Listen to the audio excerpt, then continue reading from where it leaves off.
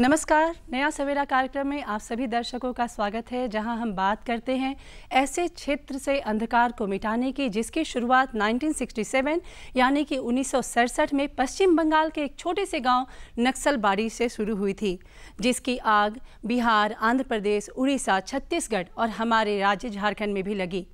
इस आग को बुझाने के लिए केंद्र सरकार, राज्य सरकार, पुलिस प्रशासन दिन रात मेहनत कर रही है और जिसका सुखद परिणाम हमें मिल रहा है। जी हां, हम बात कर रहे हैं नक्सलवाद यानी कि मुख्य धारा से भटके हुए लोगों की।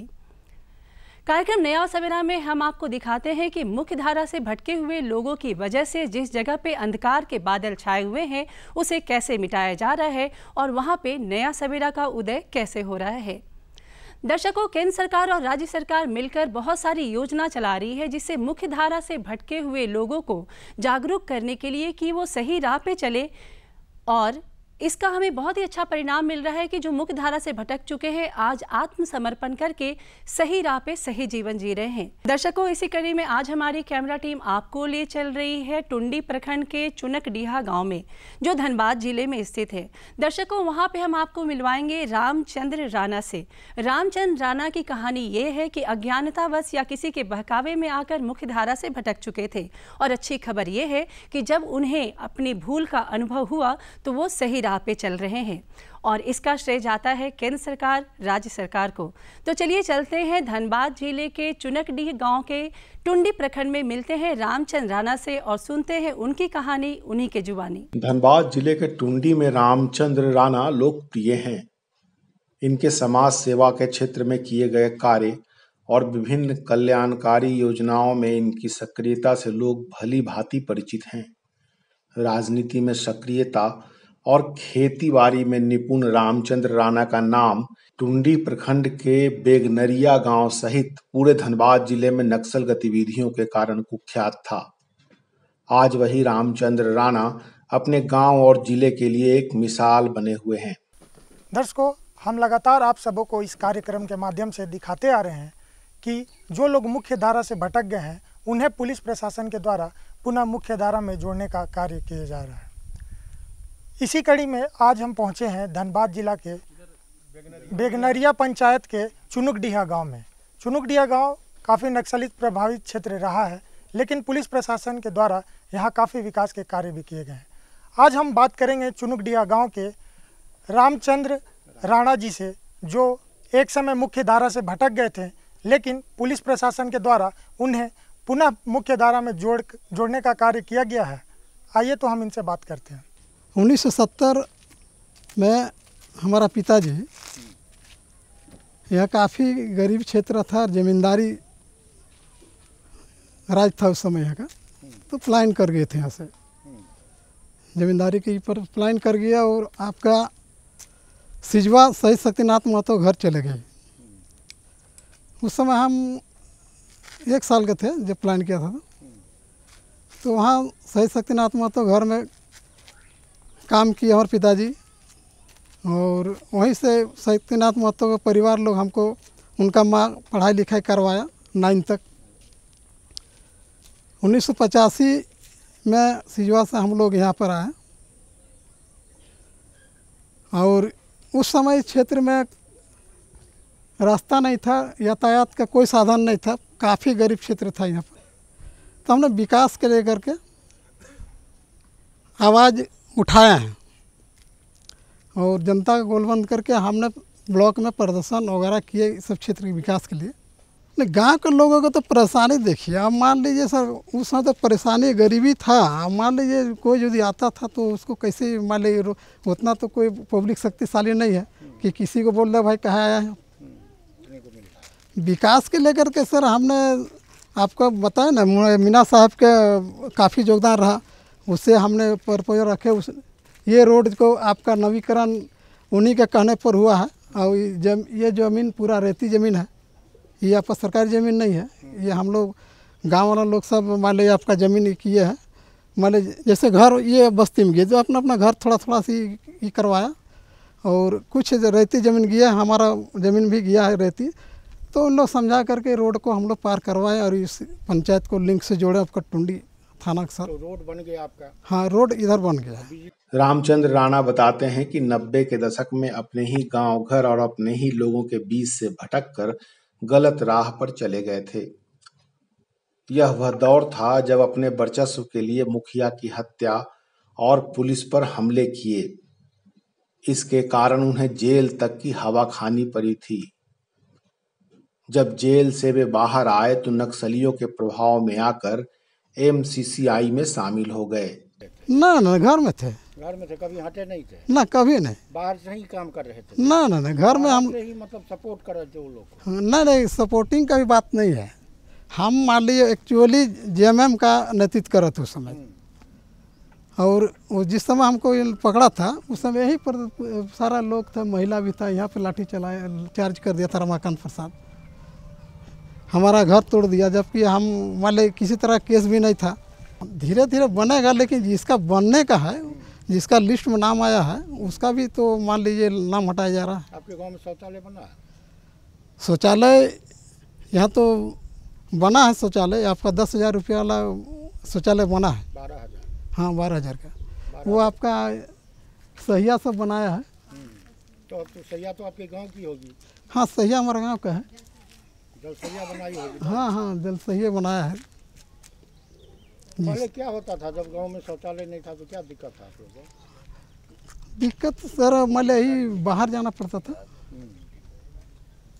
ये आपका बाहर में सोच करना पड़ता था।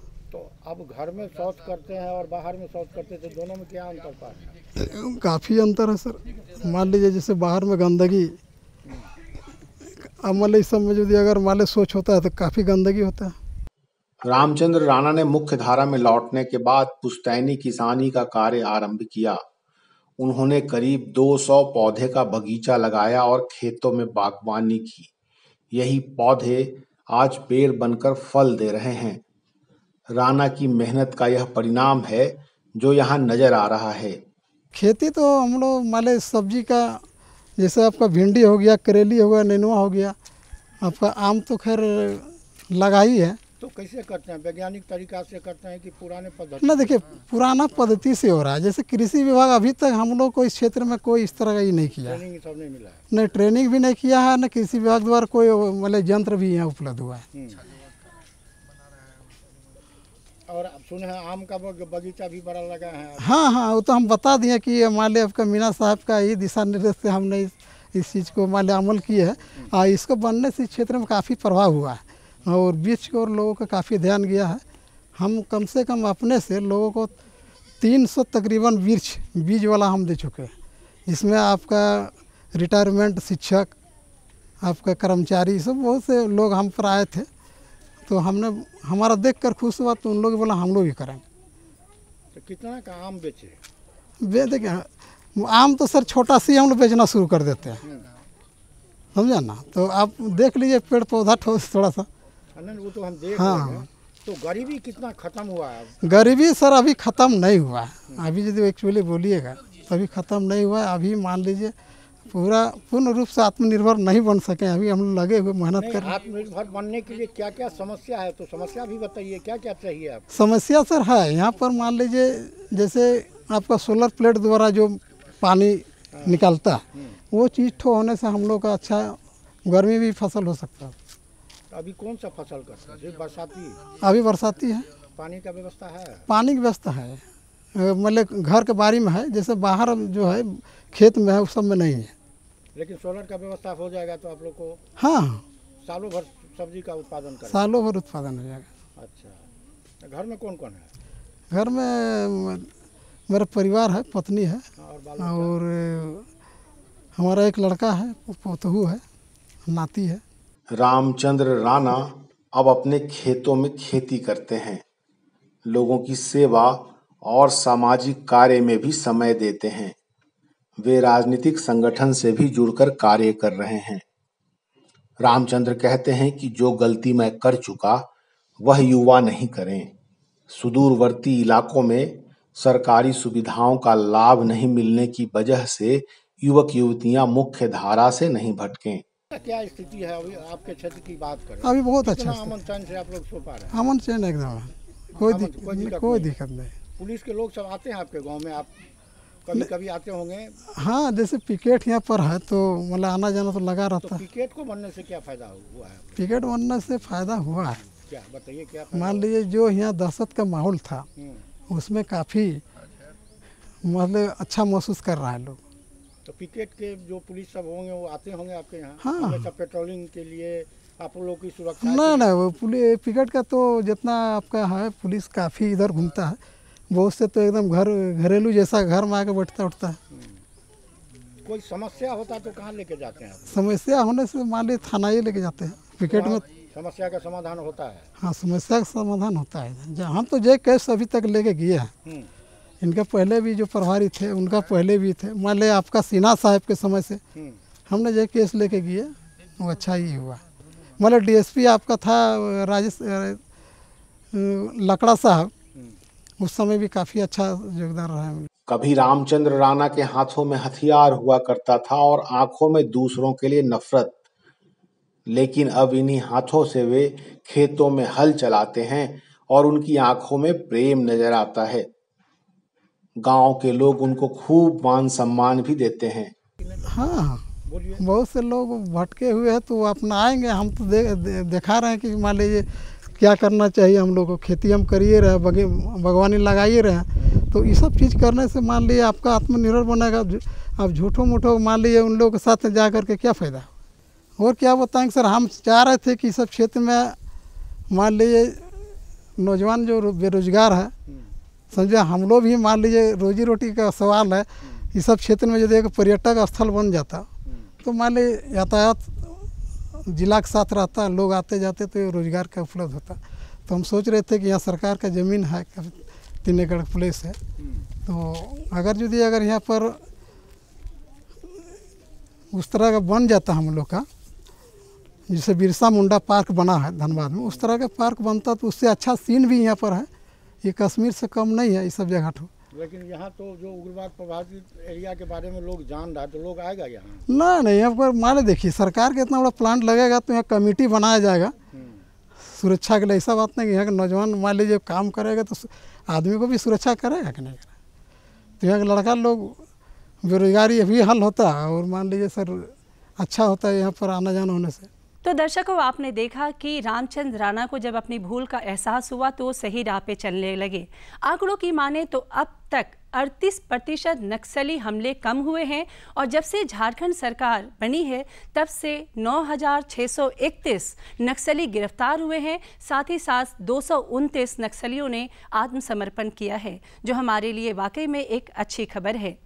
दर्शकों, इसका श्रेय जाता है पुलिस प्रशासन को भी। पुलिस प्रशासन कैसे काम करती है, इसे जानने के लिए चलिए रूबरू होते हैं पुलिस अधीक्षक से। देखिए, रामचंद्र राणा जब वापस आए, मुख्य धारा में वापस आए, तो आने के बाद उन्होंने काफ़ी मेहनत की, अपने बल पे खेती बाड़ी शुरू किया, आम की बागवानी की, और आम की बागवानी करने के बाद आज वो खुद इलाके के लोगों के लिए एक प्रेरणा स्रोत बने हुए हैं। और आसपास के लोग भी उनसे ये ज़रूर देख रहे होंगे कि उनके मुख्य धारा से वापस आने के बाद उन्होंने जिस हिसाब से खुद मेहनत करके अपनी एक समाज में अपनी एक जगह बनाई है, वो काबिल तारीफ़ है। और जो भी उनको ज़रूरत पड़ा, चाहे उनको अपने शुरू में वो मनरेगा के थ्रू उन्हें जोड़ा गया था, उन्हें आम की खेती दी गई थी, बाद में फिर वो अपने मेहनत से जो छोटी मोटी उनकी आवश्यकता थी उसको हम लोगों ने बीच में पूरा किया, उनका पीठ ठोका, उनके उत्साहवर्धन किया, और आज वो इलाके में प्रेरणा स्रोत बने हैं। वो हम लोगों के लिए भी एक समाज के लिए भी एक अच्छी बात है। अगर सर चुनुकडीहा गांव की बात करें सर, तो पुलिस प्रशासन के द्वारा वहाँ कौन से विकास के कार्य किए गए? देखिए, हम लोग शुरुआती दौर में जब नक्सल का एक आतंक था उन क्षेत्रों में, तो हम लोगों ने लोगों से बात किया था। काफ़ी कम्युनिटी पुलिसिंग के तहत काफ़ी कार्य हुए वहाँ के युवाओं के साथ मिलकर के उनको खेल के साथ से जोड़ा गया। छोटे छोटे जो इंफ्रास्ट्रक्चर इश्यूज़ था उनका, रोड का, पानी का, उस संबंध में हम लोगों ने एक प्रॉपर एक डॉक्यूमेंटेशन तैयार किया था। डॉक्यूमेंटेशन फिर हम लोगों के स्तर से फिर पुलिस मुख्यालयों को भेजा गया, पुलिस मुख्यालय से फिर वो एडमिनिस्ट्रेशन को भेजा गया, और वहाँ से फिर कई सारी योजनाएं पारित हुई। तो जो उनकी छोटी छोटी इश्यूज़ थे, पानी का, रोड का, उसको हम लोग भी वहाँ ख़त्म कर पाए।